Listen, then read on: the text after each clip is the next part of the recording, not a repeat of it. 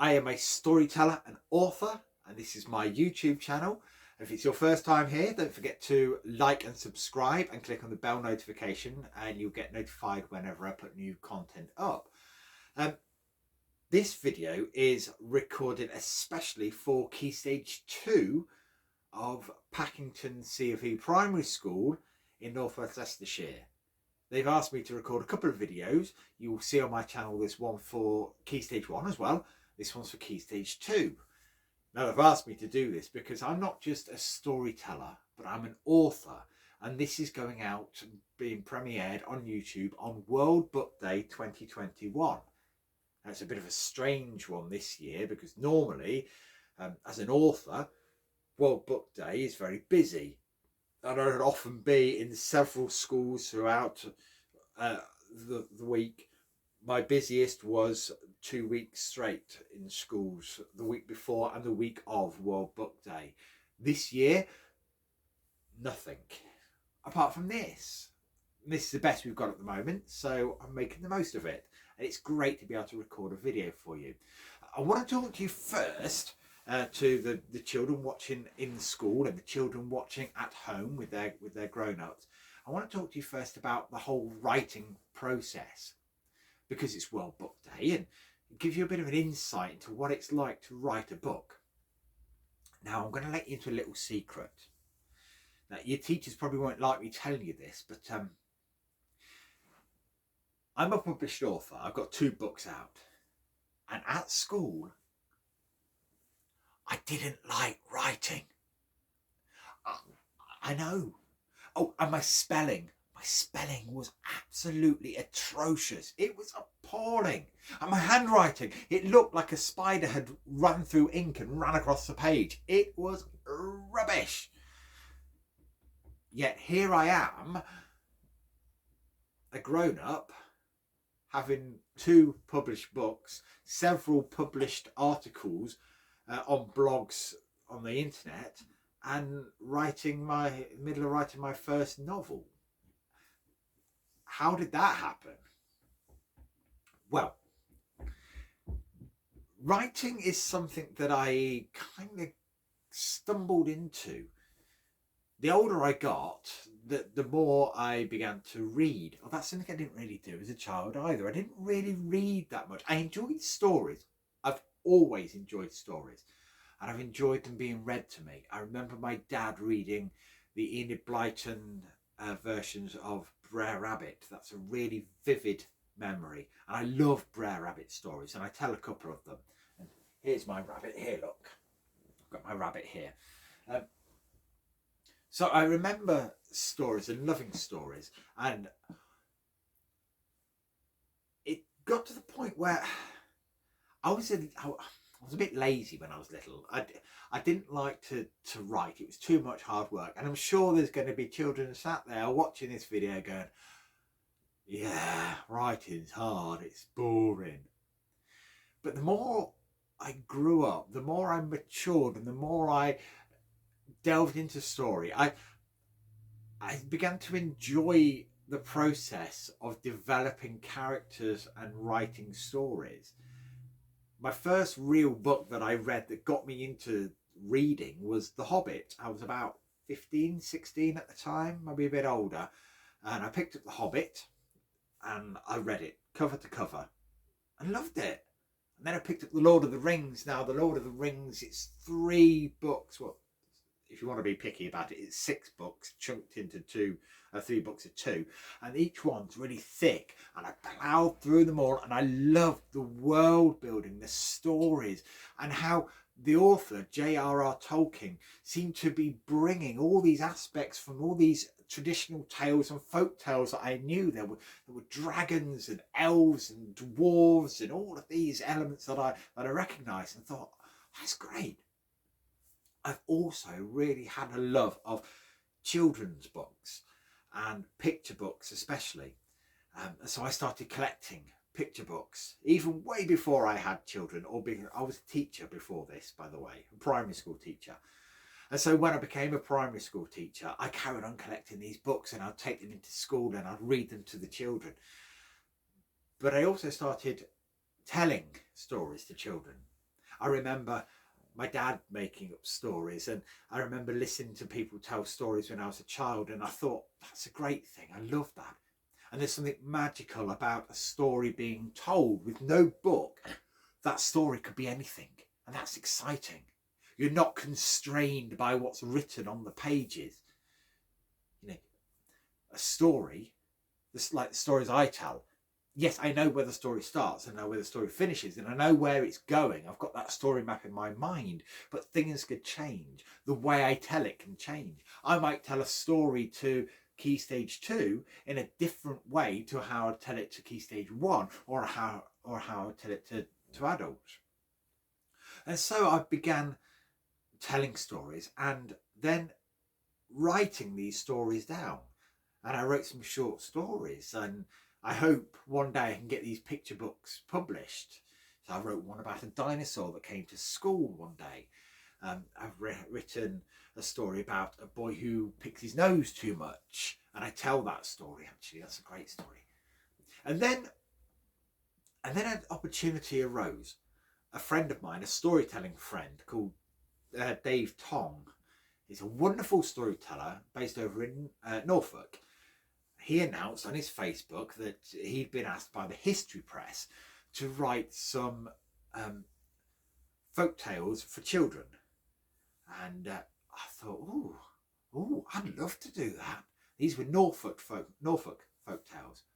And so I got in touch with Dave and said, oh, Dave, have you got the contacts at the publishers who've asked you to do this? I'd really love to do it myself. And he said, yeah, of course, I thought about you, actually. And he sent me the details. And so I emailed the publishers, the History Press. I said, I'm a storyteller based in Leicestershire. I'd love to do the Leicestershire Folk Tales for Children book, if I can. And here's a story. Boom. And I sent them a story. And it was a story about a child-eating witch called Black Annis.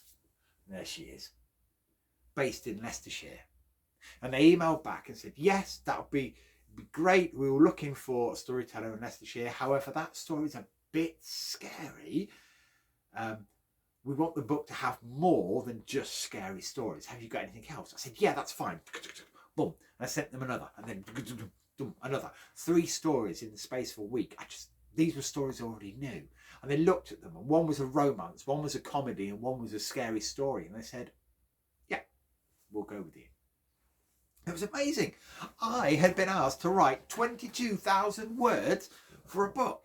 22,000 words. 22,000 words? What? You know, I remember as a kid being asked to write a page of A4 and going, oh, I can't ever do that. And here I am having to write 22,000 words. Where do I start? For all the stories in Leicestershire Folk Tales for Children, they had to be stories that already existed.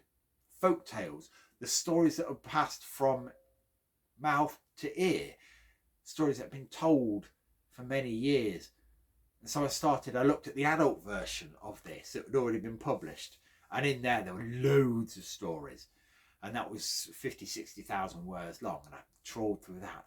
I started internet researching all the stories and the folk tales, and I started writing.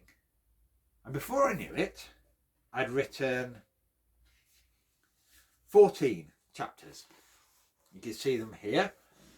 Starting off with a Shakespearean story, actually, King Lear, because King Lear was said to have given Leicester its name. And going down through Black Annis, who I've mentioned, Lady Jane Grey, you may be familiar with her and the fact that she was brought up at Brackett Park, down to Bleeding Gravestone in Hinckley, and King Richard III. And it wasn't long after his body was discovered in the car park when I wrote this, so I could write the story and tell my version of it from my point of view and my personal experience of Richard III, and right the way up to him being found in the car park. And I wrote it all. Then I had to find some illustrators. That was the process. That was the way the History Press worked. And so I contacted Jenna Catton, who did the front cover illustration. And when you read the book, you'll know what these are on the front. And then an old university friend who was a teacher, Claire, she did some of the illustrations. And then a friend of a friend's daughter who was doing illustration at university, Fern ended up doing these ones. So you got two different styles, and lots of lovely pictures. Sent it all off to the publishers. They loved it, they printed it, and there we are. Leicestershire Folk Tales for Children. It sold all right. It wasn't ever going to sell as many as Harry Potter, for example, because it was a Leicestershire Folk Tales book. And people outside of Leicestershire may not be that interested. And that was fine. But I had a book that I could take with me when I went storytelling and sell. And then people could buy it online as well. It was great. Then I had an idea. I finished teaching and I started working at the Moira Furnace Museum. Now you may know the Moira Furnace Museum. It's not far from Packington. And I was in the heart of the National Forest. And I thought, what about forest folk tales for children? And so I emailed the History Press and said, what about this idea? And the History Press emailed back and said, well, yeah, it's good, but we've had some other storytellers have the same idea. Why should we choose you to write this book? And so I said, well, I work in the heart of the National Forest, and here's an example of a story. And so they read it and they looked at it and they said, okay, we'll go with you. We like your style, but we want you to do something a bit different this time. We're going to get an illustrator to do some illustrations, but we want you to add some a why don't you and a did you know, for example, something to engage the reader. And so that's what I did. I started looking into forest folk tales for all over the country, from Scotland all the way down through Wales and England down to the south coast. And I started to realise that these stories were hard to find, because long ago people stayed out of the forest. They didn't live in the forest because the forests were dark and scary. And we can see this in the folk tales that we know, the common folk tales. So you think of Little Red Riding Hood. She's told not to go through the deep dark wood, or if she does, stay on the path, because there's scary things like wolves. Or Hansel and Gretel, they get taken into the deep dark wood to be lost by their parents, and they meet a witch, a child-eating witch. Child-eating witch. That's quite a common theme, isn't it? Anyway, because of this, I ended up finding stories from around the edges of forests where people would venture into the forest for these stories. And then I noticed that there were certain clusters of stories in certain places. So, for example, in Yorkshire, for the forests of Great Dolby and Gainsborough and all along the coast there, you would have stories of hobs. Hobs are little men, about so big, and they're covered in hair, head to toe. They live in your house and they help you out. They might clean for you, or if it's a farm, they might go and milk your cows for you or look after the farm. But you don't know they're there. You never see them. They don't wear any clothes. They're just covered in hair. And if you give them any clothes to wear, they get really upset and they either become really mischievous or they leave. And so you've lost your help. And I realised that that's where J.K. Rowling got her idea for house elves from. So you've got these hob stories in Yorkshire. You've got dragon stories. Of course, you've got dragon stories in North Wales. North Wales, full of forests. In fact, they're rainforests. They're the only rainforests we've got in this country. And then you've got Robin Hood in Sherwood Forest, of course. You've got the New Forest. It was set up by William the Conqueror in 1066. So you've got royal stories of kings and curses and colluders. You've got beastly, ghostly figures over in Thetford on the way over to Norfolk there. And in fact, I'll read you something about those in a minute. So I started gathering all these themes. So each forest had a different folklore theme. And that was great. It gave me something to write on, something to focus on. And then I did the did you knows and the why don't yous. And so things like, let's have a look. For dragons, why don't you fight a log dragon? Find a large log in the forest and pretend it's a dragon. And things like that. Then to make it even more different. So, there's my ghostly beasts. I decided I've always liked writing poetry, and I thought, why not have a go at writing poems to start off each chapter? And there they are, look, there's one. And I'll read you this poem. Now, this poem's from the Ghostly Beasts section.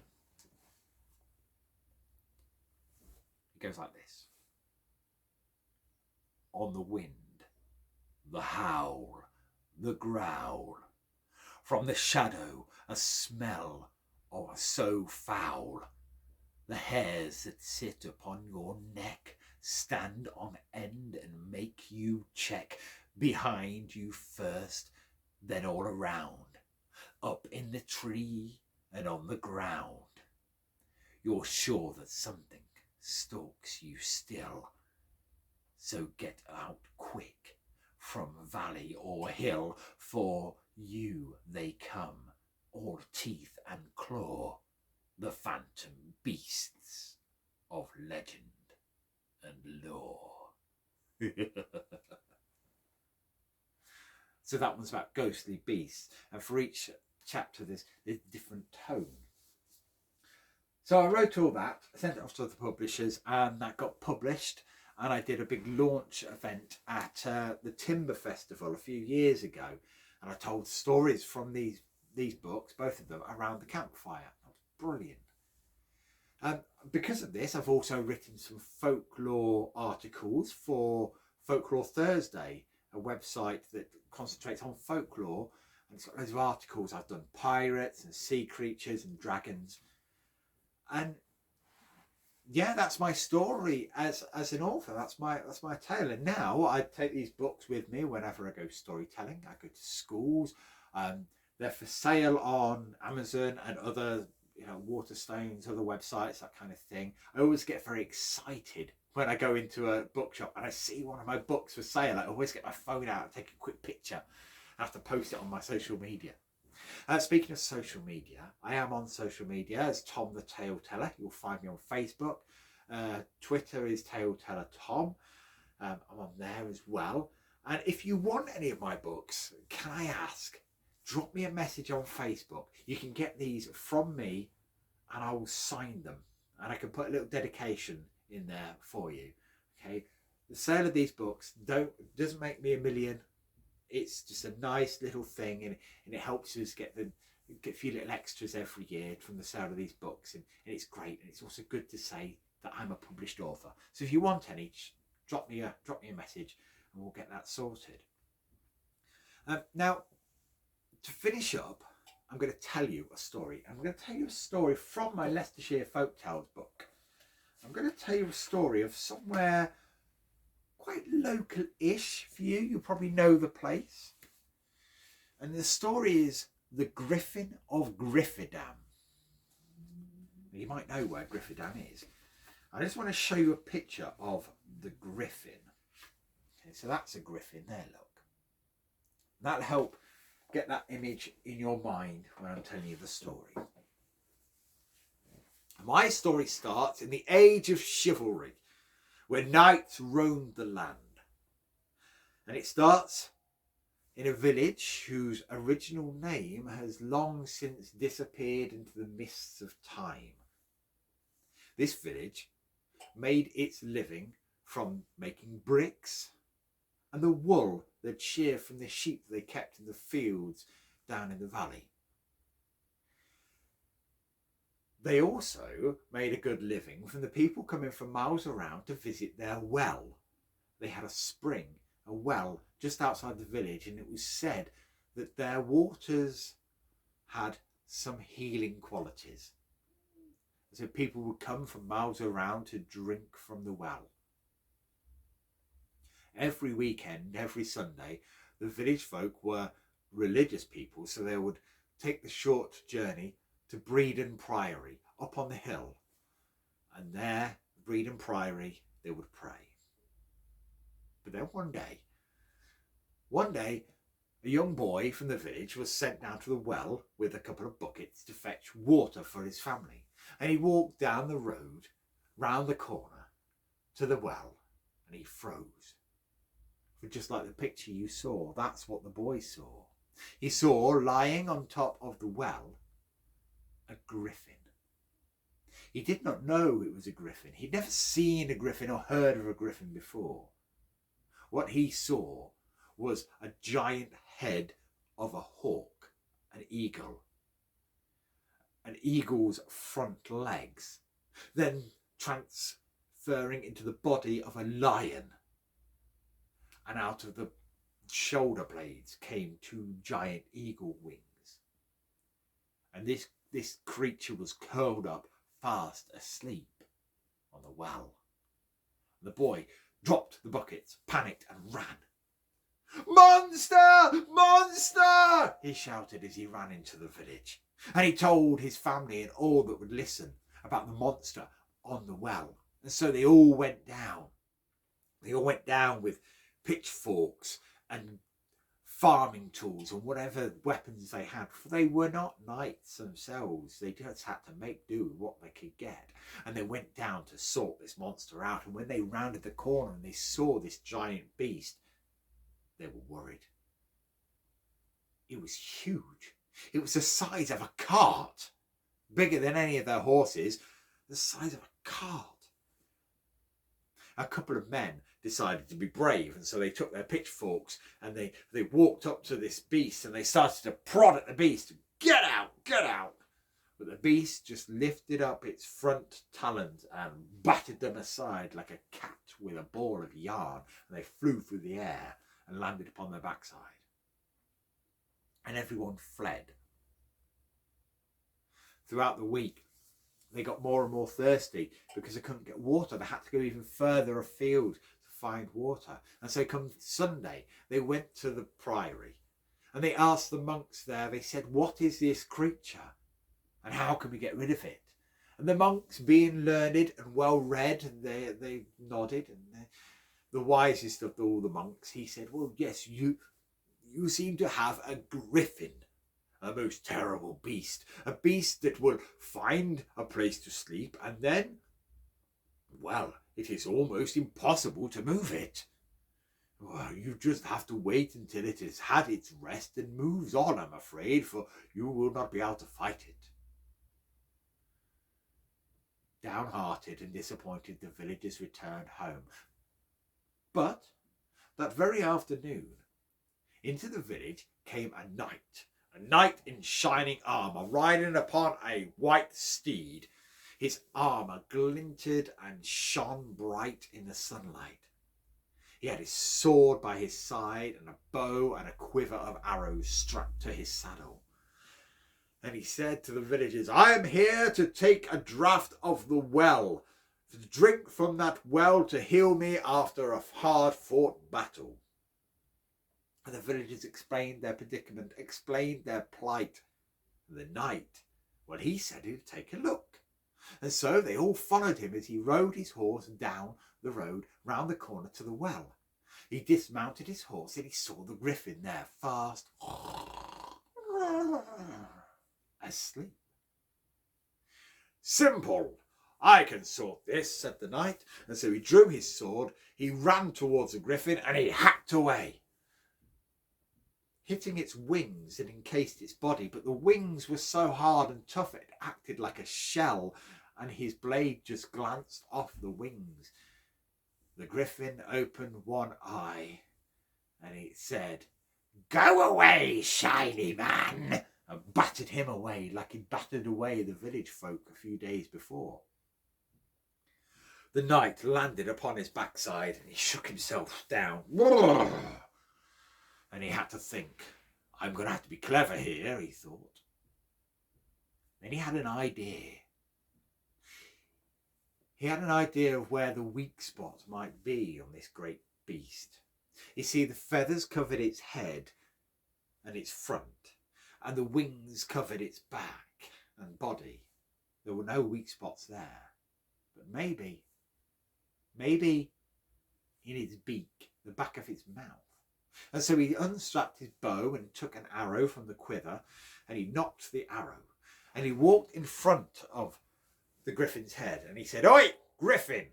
The griffin opened its eye and closed it. "Oi, great big stinking beast! Face me!" said the knight. And the griffin slowly opened its eyes.